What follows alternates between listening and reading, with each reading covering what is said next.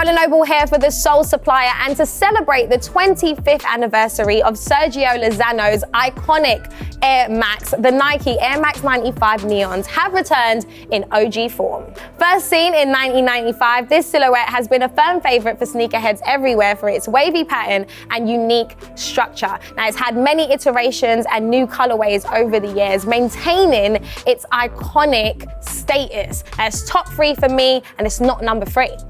So the pair flaunts the exact same materials and colorways as the original pair. You've got suede panels on the upper in 4 different shades of gray and Volt neon details throughout the shoe, including a mini swoosh on the heel.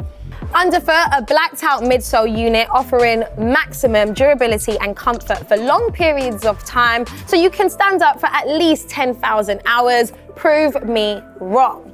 Also, you've got the OG Air Max logo on the tongue just for that finishing touch. Now, this classic crepe is a must-have for sneaker collectors, but unfortunately, the release has been delayed, so make sure you head over to the product page on thesoulsupplier.co.uk, turn on them notifications so you never miss a drop again. And that's it for these babies. I'll see you next time for the next unboxing.